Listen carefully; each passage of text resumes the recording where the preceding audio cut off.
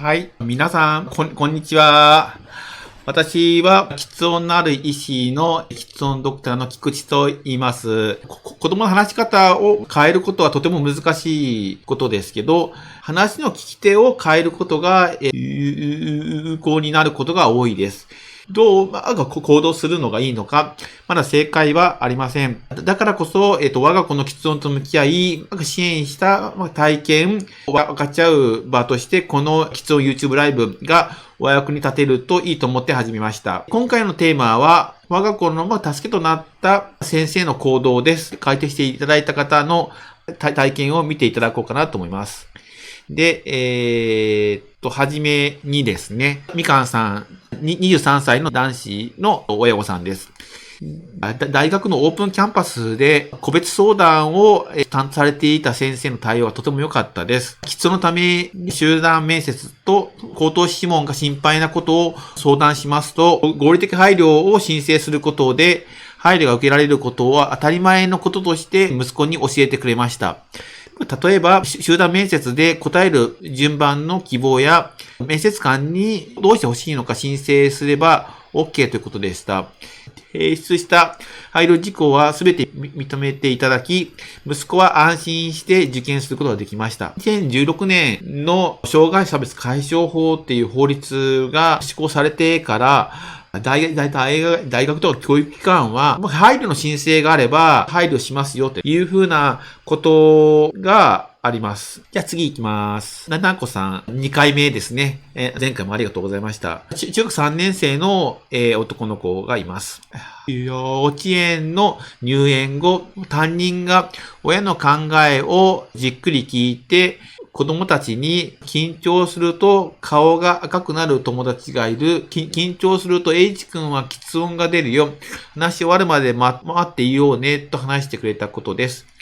小学5、6年生の先生は意見発表にクラス全員で小さなホワイトボードを用意しました。小学校の担任は子供の喫音よりは内面を見ました。親は子供の悩みをとにかく聞いて菊池先生の資料を持って学校に意見をしに行ったと。素晴らしいですね。中学生になっても親御さんは学校にお願いをしに行ってる。ここみさん、中学3年生の男の子の親御さんです。保育園6年、小学校6年、中学校3年と全てに関して喫音を正しく理解してくれる先生はいませんでした。毎年4月には恒例である私の母親の出番が来ます。菊池先生からのお手紙とリーフレットを抱えて学校に出向いて、新しい先生、喫音への理解をお願いしてきました。親がいつも目を光らせているよと多少のプレッシャーは必要です。本人の意向でクラスへのカミングアウトはしていませんが、本人の努力で友達が多く救われました。本当、親御さんができることって限られるんですよね。親は先生にお願いをするっていうところぐらいしかできないので、私よく言うのは、家庭訪問でうちの子喫音がありますからとか、健康で困ってることありますかっていう書く欄があると思うんですけど、そこに喫音がありますっていうだけでは、こちらが伝えたいことが伝わらないことが多いです。その時に、喫音がありますっていうだけじゃなくて、親御さんが心配するだけじゃなくて、専門家の先生が、こういうプリントを作ってますので、お願いしますっていうふうに言うと、とてもいいと思います。学校の先生に渡すプリントを YouTube の説明欄のところにダウンロードできると思いますので、お使いください。喫音の子って100人に1人いるんですね。自分の子は困っていないって言うかもしれないけど、この学校には他に喫音のある子がいるってね、いうふうに考えると、他の子のためにも、親として、こういうプリントがあるよっていうのを先生に教えてあげるっていうことは意味があるかなと思いますね。はい。じゃあ次行きます。ひまりまさん。高校1年生の男の子のいる方です。私は毎年担任が変わるごとに事前に伝えました。息子が小学校の頃、友達になんでそういう話し方するのって言われて、手が出てしまった息子。その時、ちゃんと担任の先生が間に入って、相手の子にも簡単に説明してくれたそうです。サッカーでも年下の子や知らない同級生から言われていましたが、息子は無視。私の方が気にしてしまい、息子は強いなと思いました。子供さんで説明できる子とできない子もいるんですけど、親としては毎年お伝えしてたってことですね。次が小学生ですね。いちごサイダー。小学6年生の女の子の親御さんですね。小学校入学前に校長先生に面談をお願いして喫音のことを話しました。これまでにも喫音のお子さんが小学校にいらっしゃったこと、言葉の教室が近隣の小学校にあること、いじめやからかいが起こらないように全力を尽くすので、安心して学校に来てくださいと言っていただいた思いました。6年間温かく支えてくださった先生方に感謝をしますということですね。小学校に入るときに不安だなって思う親御さんたちは、校長先生に話したいこと、事前に子供のことで話したいことがありますので、話したいですって言うと、大抵校長先生とか教頭先生とかが対応してくれるんじゃないかなと思いますね。私が事前に話をしに行くことがどうなのか考えます。一方、子供は行かなくてもいいよっていう意見です。小学生の間は親御さんが主導となって伝えると思うんですけど、本人と親御さんで既存の話をオープンにできていれば、1学期の家庭訪問の時にプリントを渡すぐらいでもいいですし、あとは、中学校になると友達も変わるし、先生も変わっていくから、知らない人がいて、こういうことがあったらどうするって、親子で作戦会議をしていただけると、今は言わなかったけど、やっぱり問題が起きたら、その時に対応するでもいいかなと思いますね。次、パパさんですね。2回目、ありがとうございます。息子さんが小学4年生の方ですけど、音読で言葉が出てこなくて、泣いた時、に担任放課後、息子と話していただき、親に電話をくれました。先生もパパもママもあなたの味方だよと息子に話して一緒に泣きました。劇で担任に〇〇くんの役が言葉に詰まる役という風な設定にしていいとおっしゃっていただきました。息子にとって劇がとてもいい経験になりました。校長先生は息子さんに変わるのはあなたではない。みんなの方だよって言ってくれました。息子は嬉しくて泣いたそうです。素晴らしい先生たちに恵まれてますね。レオスさん、10歳の娘さんがいる方ですね。掛け算の学習の時、スラスラ言うことができずに悩んでいたので、先生に相談したところ、言えない時は紙に書かせることで理解できているか確認する方法にしてくれたり、授業中に答えが即答できない時は、指で数字を表せばいいことにしてくださいました。本読の学習でも最初の言葉が言えないために音読ができないときは黙読でいいと言ってくださいました。子供の悩みはすぐに先生に相談し、話す以外の表現方法を一緒に考えるといい気がします。素晴らしいと思いますね。喫音のある子の困る場面ある程度決まってますんで、2年生の掛け算の九九ですね。掛け算の九九でスラスラ言おうっていうのがなかなか言えないことがありますけど、掛け算の九九であったり発表ですね。本人に喫音のことを聞こうかなって思うとき、具体的に発表どうしてるのとかね、掛け算の九九とかどうとかね、話す場面について聞くのがいいかなと思いますね。喫音のオープンにしようっていうときに、子供に困ったことないっていう風に聞くと、子供さん何を聞かれてるのか分かんないんですよ。どちらかというと、具体的な発表であったり、日直であったりとか、健康観察であったり、聞いてあげると困り感が分かるかなと思いますね。はい、次いきます。の子さんですね。小学6年生の男の子で、小学校2年生の終わりで寛解状態の方です。親の役割として、まず、喫音について正しい理解、知識を持つことだと感じています。それを踏まえて、担任の先生にもご理解いただき、真似やからかいが起きる前にみんなに話してもらう必要があることをお伝えして、喫音についてのお話を行ってもらいました。その結果、息子は喫音が悪化することなく、連発を伴う本人にとって自然な話し方で安心して過ごす環境を作ることができました。周囲への理解が悪化の予防につながると感じています。この方のお子さんも学校で先生が話をしてくれた。多かったってことですね。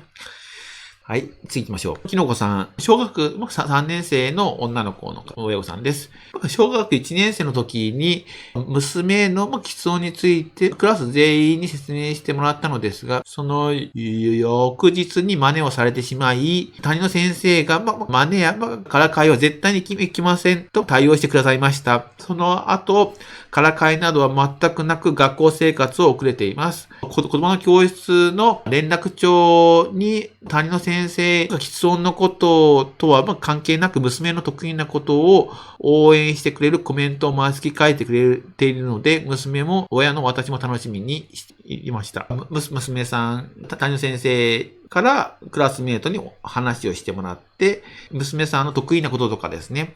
応援してくれるメッセージがあると、本人はとても自信持てるかなと思いますね。147センチの方ですね。小学3年生の娘さんがいます。心強かった担任の行動としては、すぐに面談をしてくれた。指定日に同級生への喫音の話をしてくれた。本人にどうしたいのかを聞いてくれた。日直スピーチや国語の作品も発表会など。菊池先生の本を読んでくれた。親の役割としては、困りごとや心配事を一緒に整理する。いいですね。具体的な場面と対策を一緒に考える。過失症状を客観的に捉える。同級生や保護者への周知について合意形成する。親自身も相談できる人を見つける。いいですね。親御さんが心配だなって思うときって、子供と対話ができてると、ある程度親御さんの心配も減るのかなって思ってます。親御さんと本人でね、話せればいい。親御さんと本人で作戦会議ができるといいんじゃないかなと思いますね。親御さんも、同級生の親御さんに、うちの喫音があるんだけど、言えるといい関係ですよね。みつさん、小学2年生の男の子がいる。親御さんが喫音のことをクラスで伝えてほしいと頼んだところ、で隣のクラスにも伝えてくれた。2クラスしかない学年のために、低学年のうちから学年全員に伝わっていることが今後のクラス替えを考えると少し安心できました。低学年のうちから喫音のある人が世の中にいて、この学校にもいましてね、喫音の話し方はわざとしているわけじゃなくて、みんなは本人が言うことを最後まで聞くように話していただけるといいのかなと思いますね。はい、次行きます。ラッコさん、2回目ありがとうございます。小学1年生の男の子の親御さんです。長男、担任が入学直後にクラスのみんなに喫音の説明をしてくれました。つい先日、喫音が強く出てる時、クラスの友達が戸惑っていることがある。どう接していいのか、長男の意向を確認してほしいとの提案がありました。問題が起こる前に察知して対策してくれるので助かっています。問題が起きてしまった時も適切に対応してくれます。本当にありがたいです。先生と親御さんのコミュニケーションもとても大事だと思うんですよね。親御さんの働きかけも大事ですけど、先生のスキルも実はいますんで、先生の負担もあると思うんですけど、こういうふうに先生から連絡がある場合はとてもありがたいかなと思いますね。なおさん、小学3年生の男の子の親御さんですけど、言葉の教室の先生にとても助けていただいています。通い始めてすぐの時に担任の先生、クラスの友達へ環境調整の依頼の方法を教えてくださいました。また、友達との関わり方の課題点へアプローチすることで、喫音にもプラスにもなるような指導を取り入れてくださっています。通級の前後で私の話も聞いてくださり、不安や心配事が減り、気持ちが楽になります。いいですね。言葉の教室に通って、言葉の教室の先生は、喫音の子は訓練しないといけないってね、いうふうに勘違いしている先生もいて、どちらかというと、子供さんが言葉の教室に行くことによって、通常学級が居心地が良くなる方法を教えていただけるような言葉の教室がとても素晴らしいなと思いますね。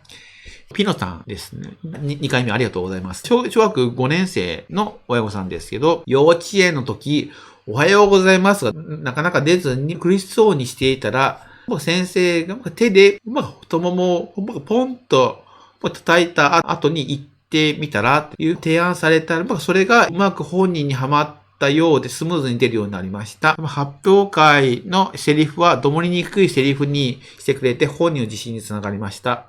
喫音っていうのはタイミング障害だってね、ちょっと太ももをポンとね、いうふうに叩いてみて言える場合もあると思いますね。ハミさん、小学4年生の男の子の親御さんです。喫音が突然始まったすぐ翌朝に保育園の担任の先生に相談できました。何も知識がなかった私に朝の短い時間で言い直しはさせないで最後まで話を聞いてあげると初めて教わり、今日までその点だけは守ることができています。特別な対応というより、ごく普通のこととして、どっしり構えて対応してくださったことに感謝しています。未就学ですね。ペケさん、2回目ですね。ありがとうございます。年中の男の子ですね。保育園の担任の先生は若い先生ですが、とても真面目な先生で、言語療法でお休みにした翌日には、毎回面談をして、必ずメモを取って内容と子供の様子を熱心に聞いてくれます。先生同士 SC さん連携してくれて、年少の時は誰とも話をしないと言われていた息子が、今ではお友達や先生とよく話すようになりました。最近は体を叩きながら話す